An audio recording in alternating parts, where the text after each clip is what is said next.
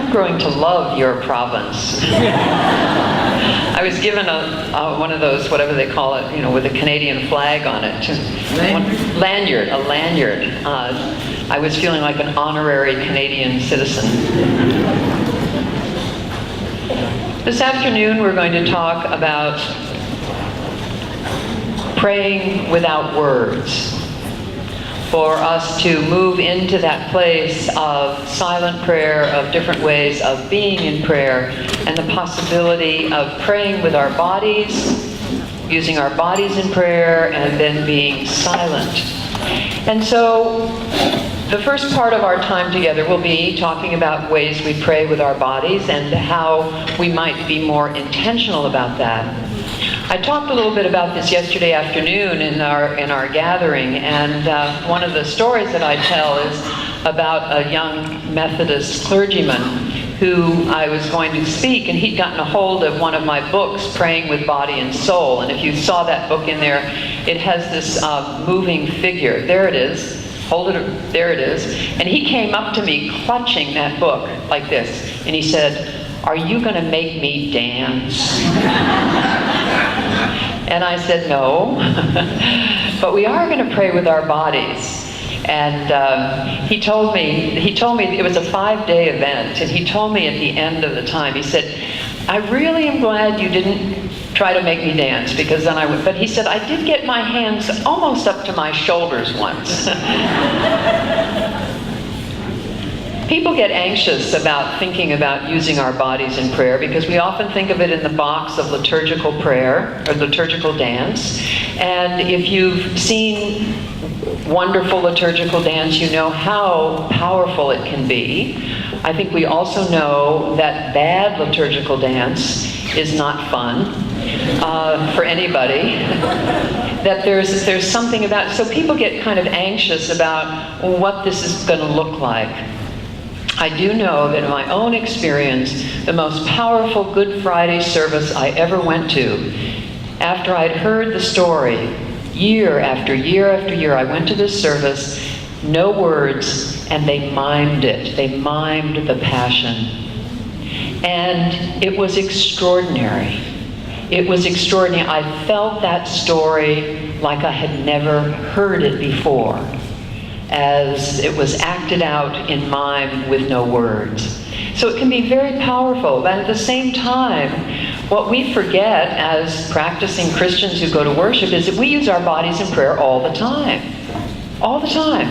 We sing, we listen, we stand up, we kneel, we shake hands with people, we pass the peace, we go forward for communion. We use our bodies all the time in prayer, but we use them kind of automatically. We don't think about them. We don't use them intentionally. And so what I'd like to do is just a little bit of experimentation with ways we can be more intentional about using our bodies. Our bodies have a great deal of wisdom to teach us. They hold a lot of wisdom, not information so much, but wisdom, and we can draw on that. And there's this wonderful quotation from Barbara Brown Taylor, who's an Episcopal priest in the States. Maybe you know her work. And this is from her, one of her newer books, The Altar in the World. She writes, "Do we dismiss the body's wisdom because it does not use words? The practice of wearing skin," isn't that a wonderful phrase? The practice of wearing skin is so obvious that almost no one engages it as spiritual practice. Yet here is a place to begin. With tears, aches, moans, goose flesh, heat, the body knows. The wisdom of the body. And here's a place to start. And I do believe that so often with people that their tears are prayer. They weep and they weep and they say, "I don't know how to pray." And I say, "You're praying. Your tears are praying." There's been a lot of laughter in this room. Laughter is a form of prayer. We don't need our logical language all the time to be engaged in prayer. And so what I'd like to do, just a couple of things this afternoon in relationship to this, And one of them is to look at and play with a little bit the positions that we use for prayer, the body positions that we use for prayer. And so when you think about, and I've watched this here, I watch this all over, when somebody says, let us pray, what do you do with your bodies? Almost always you bow your heads. It's just kind of automatic. And I find, I've played with this, I'll say, now let us raise our hearts in prayer. Everybody does it. It doesn't matter what you say. It's a very interesting phenomenon. And I think, there's a lot of history about why that position and all kinds of folklore around it as well as information. That's not important. The important thing is that it's one very good position in which to pray, but it's not the only one. It's not the only one. And that what I've found is that the body has wisdom to teach us about our prayer if we attend, if we pay attention and don't just take wearing skin as so obvious we don't listen. The body and feelings are connected. We know that it's very hard if I'm feeling something it comes across in my face or in my body language. My younger stepson, who I was talking about the job and his intuition, he would sometimes say to me when he was younger, and still does, he'll say, what's wrong? And I'll say, nothing's wrong. Then I'll realize something was wrong. He saw it in my body. He picked it up and asked me, and then I'd say, oh yeah, by the way, something is wrong. So that sense of our bodies do portray our feelings. And if my body language is incongruent with my words, you're more likely to believe my body language. So if I say, Andy, I'm not angry with you, what are you going to believe? You're going to believe my voice tone, you're going to believe my body language, you're not going to believe my words. And what I've realized in that connection between feelings and body is it works the other way around as well. If I want to evoke a feeling in myself, if I put my body in that position, the feeling will follow. So if I want to be more open to what's happening in the day, if I realize that I'm sitting like this, I'm not going to be very open. But if I sit like this, the feelings of openness and possibility will follow. And so the body teaches the feelings as well as the body expressing the feelings. And I realized that we could have that same thing in prayer. If I put my body in a certain position, one kind of prayer may be evoked. If I put my body in another position, another form of prayer will be evoked. And so what I'd like us to explore this afternoon is just very briefly 4 different prayer positions. You can do this seated, and we'll do it with our hands, our head, and our arms. So you can put down your pens and things, and we'll just kind of play with this for a moment and see what happens to your own prayer and how your body position can change this and open up, open up new possibilities of prayer. So what I will do is demonstrate a position, I'll verbalize it, and you take it, and then we'll just hold it for 15, 20 seconds and see what kind of prayer emerges for you. Just see what kind of prayer emerges. Is it a prayer of gratitude, a prayer of confession, a prayer of intercession? What happens? What happens? And so we'll take the first one, which is our traditional one, with our hands clasped together, our heads bowed. So let's all take that prayer position and feel it. Exaggerate it a little bit more, so bow your head a little bit more. If your hands are folded, clutch them a little tighter. And see what your body wants to pray in this position.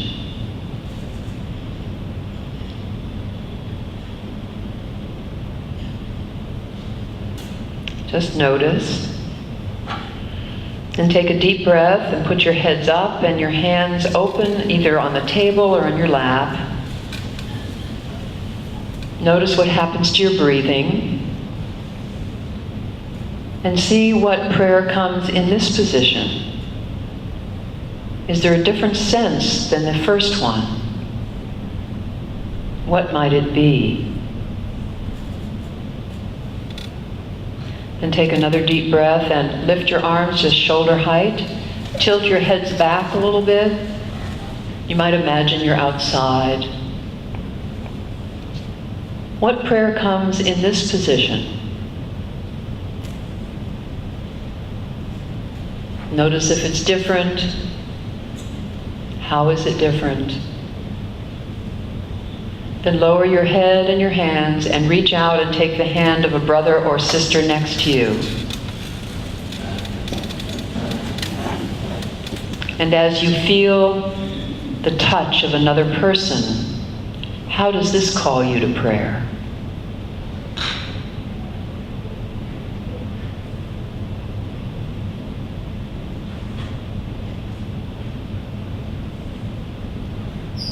And let go gently and open your eyes and take a few moments to simply make notes to yourself about what those 4 positions evoked in your prayer life. What was the same and what was different.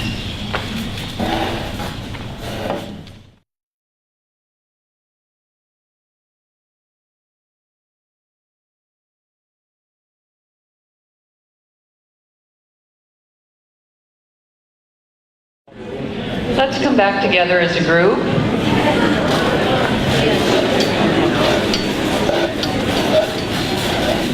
That's always a fun time for me to watch the sharing because hands are going all over the place and I get to see the movement and the possibilities.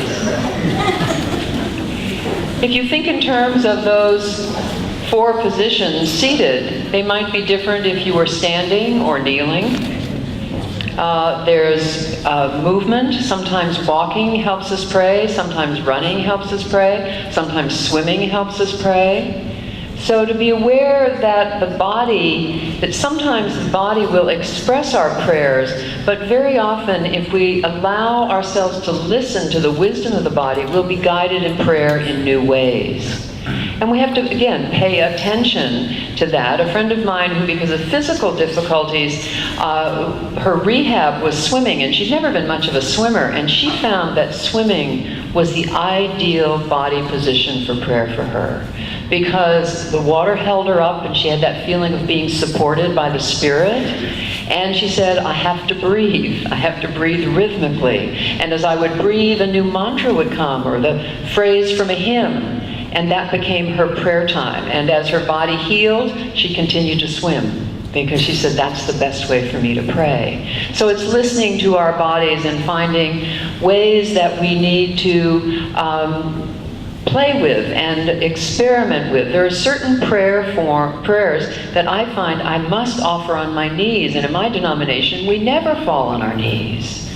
And then other people say they remember as children kneeling by their bedsides. So the memory of prayer positions, and last night we remembered how we were taught to pray. Some of you may have been taught to pray in a certain position, kneeling by your bed or holding hands at the table for grace. That there is almost always some physical component to the prayer that we can pay attention to, and it can teach us. As we think about that, and as we think about in our congregations, looking at the different prayer positions, that you might, if those of you who lead worship, offer an alternative. You might not want to go through this whole exercise, but you could say, today during our prayers of our people, let's all open our hands and look at the cross. And now let us pray. And it just gives that kind of like, there's another way to do this. We don't all have to automatically do that. And again, with intercessory prayer, the idea of holding your hands cupped, with the idea that these are an image of God's hands holding the people that are being prayed for. That if we engage the body in that way, people in our congregations have more of a sense of participation, that they're doing something in relationship to these words that are being read out. So there are very gentle ways we can introduce and begin to help people break out of their habits, whatever that habit is, not to give it up. This is a very good prayer position. It's just not the only one. And I find it very hard to express joy and gratefulness in this position. It doesn't feel congruent. And so no matter what words are being said, if my body's in that position, I feel that disconnect. And so I'd like you, with just this little preparation, I'd like to lead you in a prayer of intercession that uses our bodies and our imaginations. And I like to invite you to stand for this, but this prayer can be done seated. If you feel that you can't stand comfortably or safely for about 4 or 5 minutes, please stay seated. And if you realize halfway through that you better sit down, then just sit down. But if you're willing and able, let's stand. And those of you who stay seated, it's just fine. For that, we're going to use mostly our upper bodies. So feel your feet on the floor, whether you're standing or sitting.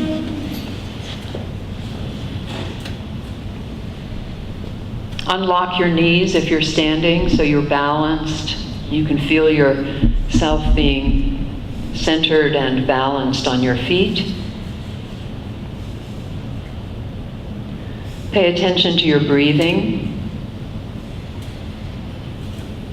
The gift of spirit, it's always available for us. And now let's take our hands and cup them in front of our hearts. And I'd like you to imagine that you're holding the planet. And as you hold it in your mind's eye, see its beauty, its landforms and water, mountains and plains and valleys, forest land, desert, plains. And as you hold this beautiful creation, imagine all the creatures of this planet, large and small, creatures of the air and the land and the water, more than we can imagine, all part of God's wondrous creation. Then imagine the peoples of the earth,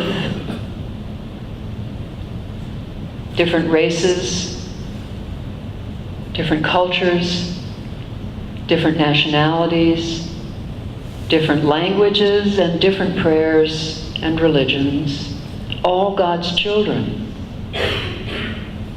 And as you imagine holding this beautiful earth, this gift from God, allow your heart to go to some place on this planet of destruction, of sorrow, of violence and pain. Just open your heart to that place. And then breathing a prayer, just a breath prayer. Let's take this planet and lift our hands just gently, lifting them up in all of the planet's glory and all of its pain and sorrow. Lifting it into the loving presence of God. And then open your hands and release the planet to be loved by God as only God can love. Feel that experience of release, and then bring your hands once again cupped in front of your hearts. And this time imagine you're holding the people in your life, those nearest and dearest to you, those people in your congregations, in the wider community, friends that are spread far, but you're still in touch with.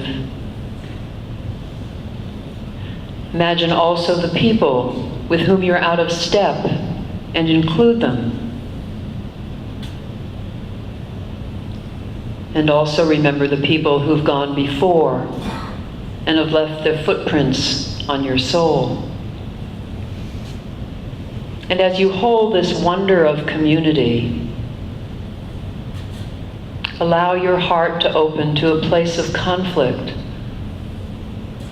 of struggle within a person or within a community. Just open your heart to it. Don't try to fix it or name it. Open your heart to it. And now let's lift the people in our lives, the brokenness as well as the wonder of community and connection, lifting the people into the loving presence of God, holding them there, and then opening our hands, releasing them to be loved by God as only God can love. Feel that experience of release, and then take your hands once more cupped in front of your hearts.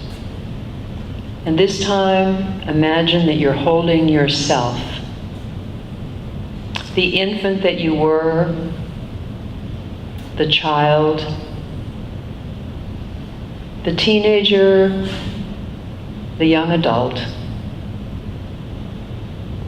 the man or woman you are today and the one you are becoming, your joys and your sorrows, your successes and failures, your hopes and your doubts and your dreams, all of who you are, all worthy in God's sight. And then open your heart to a place in your own life in need of healing. Physical healing, emotional healing, relational healing. A place of brokenness, a place of wounds. And then silently naming yourself with your full name.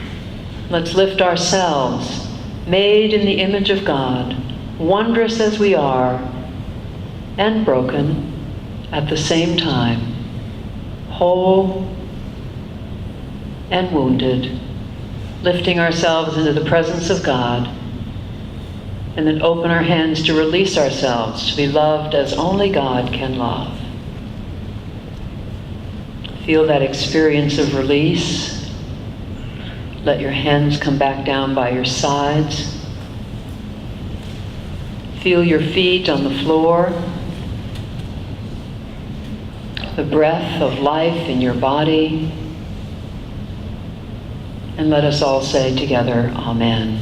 Amen. Please.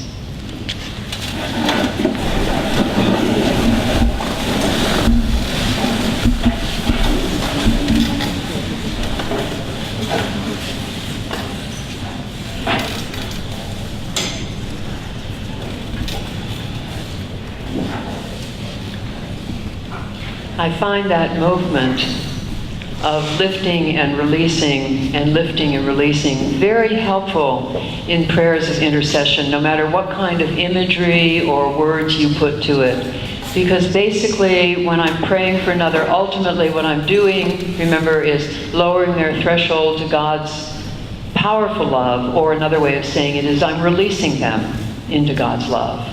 And often I have to release them, and then I grab them back, and then I release them, and I grab them. It's very hard to let go.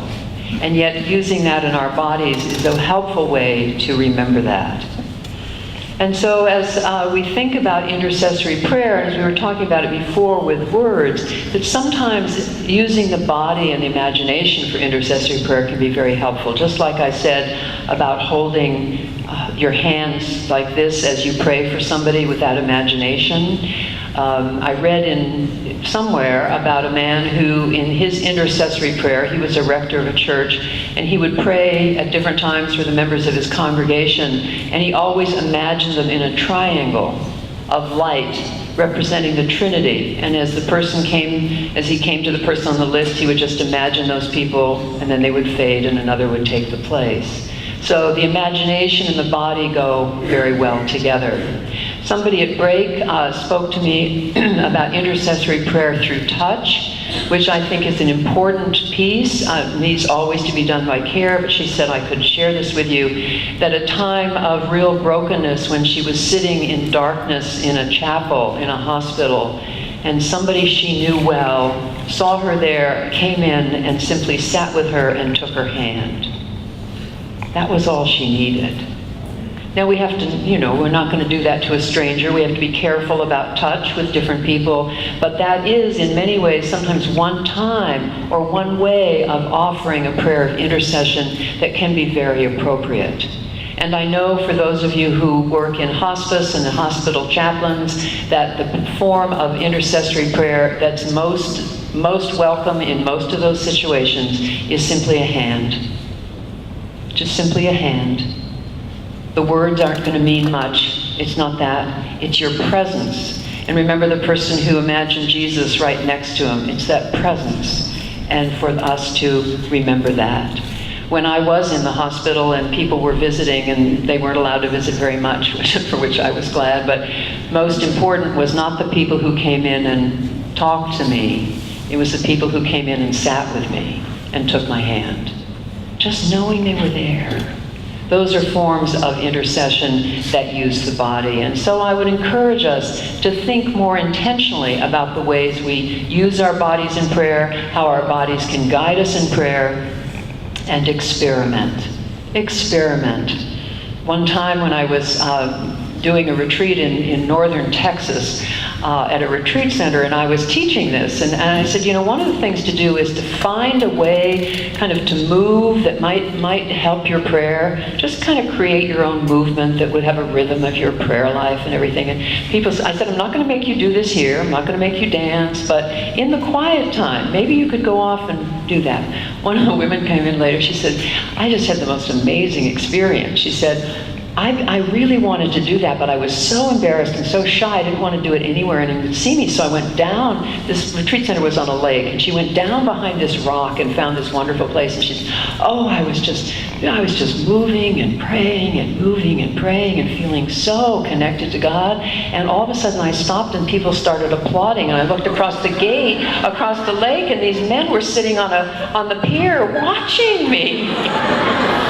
She said, I guess I don't need to be so embarrassed after all. So I encourage you to experiment in your own way. A comfortable position to be with God. And that our togetherness, our kind of time together in that physical way, without any words, can be a very powerful form of prayer. A friend of mine who's a Dominican nun had been in the convent since she was about 18, and she, for the very first time in her avowed life, she had an apartment by herself in Colorado Springs, which is right near Pikes Peak, one of our most beautiful mountains. And she came from Kansas, so she was used to the plains of Kansas. So being in Colorado Springs was a real treat, and living by herself for the first time. And she said to me one day, I'm not praying very much. I don't know. I'm not going to Mass. I'm not saying the rosary. I'm not doing the daily office. I don't know. Something seems off. And I said, what are you doing, Louise? And she said, well, every morning I get up and I wrap myself in my grandmother's quilt and I fix some herb tea, and sometimes I put on a little music, but sometimes I don't.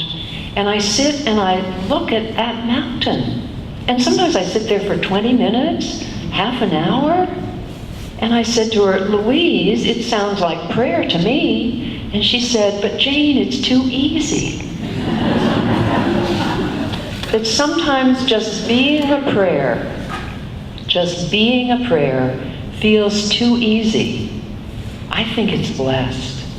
And to pay attention to those moments and those times when we can be silent and be a prayer without saying words of prayer. And so I'd like to talk a little bit about silence, which is kind of a paradox. But we're going to talk a little bit about silence and then practice a little silence together, just so you get a sense of what this might be. And I know some of you are engaged in centering prayer and Christian meditation and labyrinth walking and all kinds of things that engage silence. But I think there's some time for us to look at intentionally what we might do. On the back of your yellow sheet, or if you got a special delivery from Paul this morning, on the yellow sheet, there is a poem by Mary Oliver.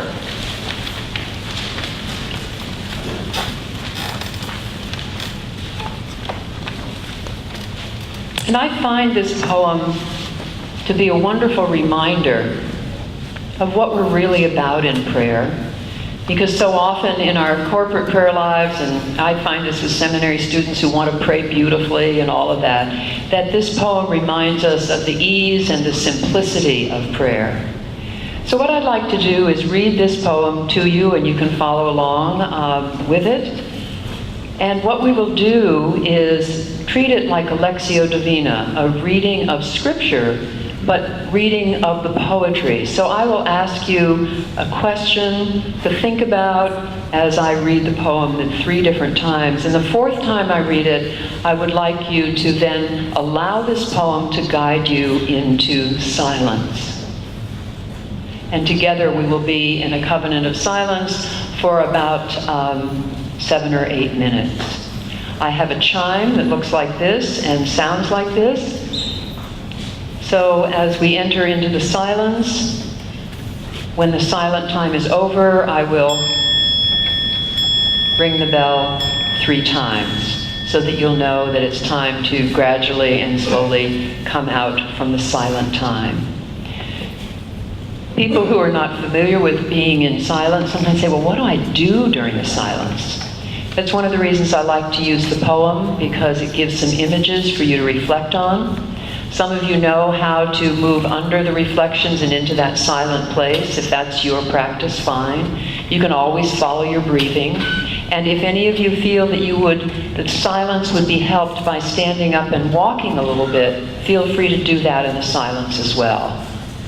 I know that for some people sitting still is difficult, and if that's the case, being silent in movement is also part of our prayer time.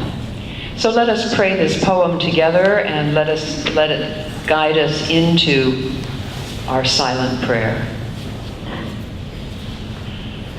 As I read it the first time, listen for the images that particularly speak to you this afternoon. It doesn't have to be the blue iris. It could be weeds in a vacant lot, or a few small stones. Just pay attention, then patch a few words together, and don't try to make them elaborate. This isn't a contest, but the doorway into thanks and a silence in which another voice may speak.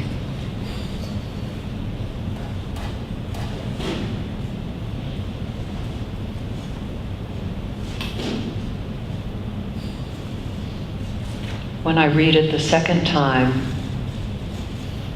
see what part of this poem touches your heart. It doesn't have to be the blue iris. It could be weeds in a vacant lot, or a few small stones. Just pay attention, then patch a few words together, and don't try to make them elaborate. This isn't a contest, but the doorway into thanks and a silence in which another voice may speak.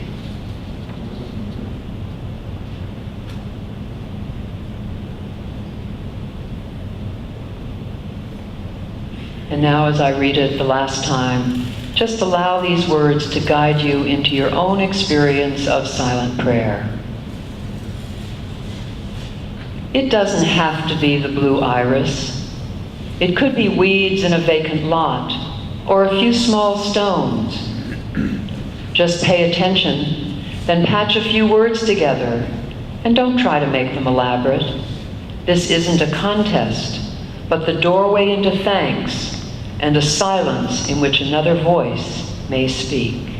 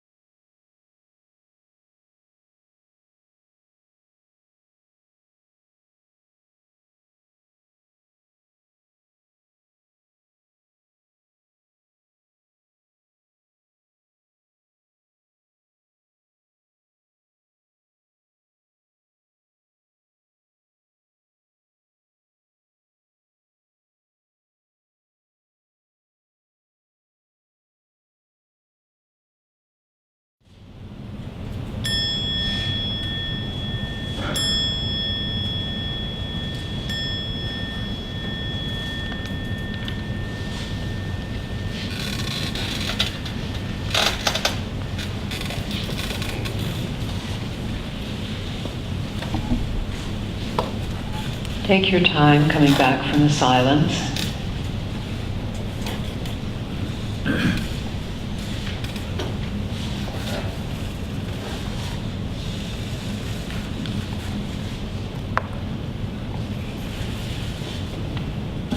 I think that we long for silence in this noisy world. And when I've talked about silence in my prayer classes at the seminary, some of the greatest gifts come from my students who are youth pastors, because they often correct me about my assumptions about young people. So I was talking about silence and silent prayer and the gift it could be, and I said, now, if you're working with young people, youth, particularly teenagers, this probably isn't appropriate. And what they all said was, the teenagers want silence, they just don't know how to do it. They need to be taught. They're longing for it. They find that place, that need for being silent. And when I was working with an Episcopal group in Colorado earlier this week, one of the men told me about a Lenten practice he had with children, not just teenagers, but little children. And he put a labyrinth out in the social hall, and it was kind of, or a smaller room, not as big as a gym like this, it was small, it was kind of dark. And he told some Harry Potter stories about going through the wilderness and whatever. He said, and now we're going to go into this room, and there's a path there for you to walk. And I want you to walk it in silence. And he took them in, and they started walking. And he said, it was absolutely amazing. Not a sound out of these children. And he said, I sat off to the side and watched as they walked it. And one little boy came over afterwards and said to me, can I do it again? They want silence, but they need it guided and they need it directed and they need to know what to do in it. And I don't think that many of our adults, us included, and our congregations want more silence, but they don't know what to do with it. It makes us anxious. What? Nothing's happening. Turn on the BlackBerry, turn on the iPhone, turn on whatever I've got, and let's get connected here. That we're afraid of silence. And I think one of the things that we can do in our congregations is help people learn how to be silent in community. Some people, myself included, always selected silence by myself. Silence and solitude went together. But there is an incredible gift of being silent in community. There was a palpable kind of sense here as we were all being silent. I don't know what you were doing in the silence, but we all honored that covenant together, coming from those beautiful words of Mary Oliver. And something happens in community when we're silent together. And I think that our communities can be helped a lot by teaching them how to be silent. Now, in my noisy UCC denomination, most silence is, let's have a moment of silent prayer. And it's just that, about 4 seconds. You know, somebody stops talking, and for most people, if there's silence without kind of it being explained, everybody thinks something's wrong. You know, the organist has lost her place, and the preacher doesn't know what comes next, and the ushers have forgotten, or something. We just get anxious because it's not part of it. And I have a friend in a small UCC church who decided that he wanted his congregation to be more comfortable in prayer during worship together. And so he started talking about silence and said, when we have silent prayer after the prayers of the people, it's going to be today, it's going to be 1 full minute. He was, oh no, 1 full minute. He said, yes, and you can just remember the names we've said, or breathe, or open your hands, whatever feels right to you. It'll be 1 full minute of time of silence together in community. And he said that, you know, the first few times he did this, he saw people timing him. You know, it's like, okay, 40 seconds, you know, counting down. But as time went on, he began to increase it to 2 minutes, to 3 minutes, 4 minutes. And in that congregation now, a period of 5 minutes is an integral part of their worship service. And if he ever feels rushed and things are going over and he leaves that out, people complain. They want that silent time, permission to be silent and not fill it up with something. And so I encourage you to offer the gift of silence, but to do it in a way that people are informed about it and invited into it. Because if, in fact, people have been silenced, silence is not a gift. If I tell people to shut up and sit down, that's not the kind of silence we're talking about. But a lot of people have had that experience.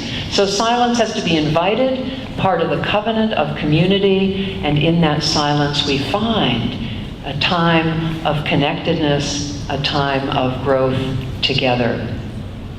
And as we think in terms of the silence that we have, one of the things about this poem and about some other areas of thinking, my friend, a Lutheran pastor, who says that we're so busy talking to God that God can't get a word in edgewise, which has a lot of truth to it, but it sets up the expectation that if I get silent, I'll hear God. And this poem says, a doorway into thanks and a silence in which another voice may speak. But what if we get silent, and then we hear all the inner noise, and then we drop underneath that into a deeper silence, and we don't hear anything?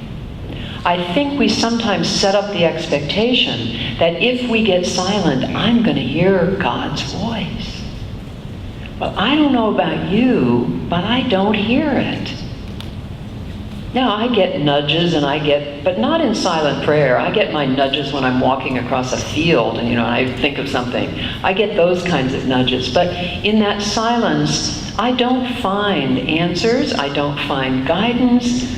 But I do find something. And I began to think about, what is it that I'm finding in silent prayer? What is the gift of silent prayer? Because when I wasn't hearing anything, I would think often to myself, I'm just not praying right, or I'm just not faithful enough, or disciplined enough, or something was wrong. A little bit like intercessory prayer, we blame ourselves if God doesn't answer, or God just doesn't care. I'm not worth listening to, so God's not speaking. But then I began to think about the fact that when I pour out my heart to a friend, I don't want that friend to fix me. In fact, I don't want that friend even to tell me what to do. I just want that friend to listen.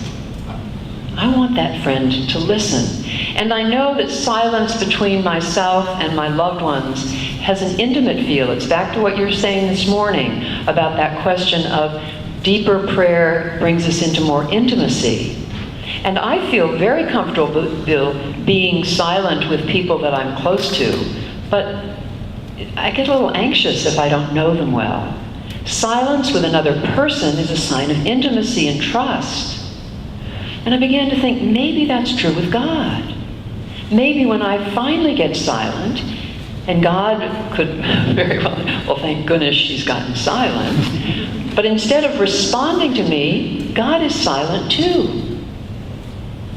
Could that silence, my silence and God's silence, be a sign of trust and intimacy? Well, I had to wrestle with that because I'm good at fooling myself, and other people seem to hear God, and I still wasn't. But then I heard two encouraging words from very wise people. One is Father Thomas Keating, who said in one of his many books, "Silence is God's first language. Everything else is a poor translation." Think about that. Silence is God's first language. Everything else is a poor translation. And then the wonderful story about Mother Teresa, when asked by a reporter, "When you pray, Mother Teresa, what do you say?" And she said, "Oh, I don't say anything. I just listen." And of course the reporter said, "Well, when you listen, what does God say?" And she says, "God doesn't say anything. God just listens." Two listening hearts. And once I gave up the expectation that I ought to be hearing something, silence has become much more fruitful, much more available. Not as, I don't try so hard, the effort isn't there. It's like, oh, silence. The possibility of being silent with God, and God's silence being a sign of intimacy and trust for us. Trust in our own goodness, trust in our own power to choose, or trust in our ability to find the goodness in our lives, I think is much more important than a specific answer. So reflect on that as you think about your own silent prayer, your times of silence, and when you offer silence to the people in your congregation.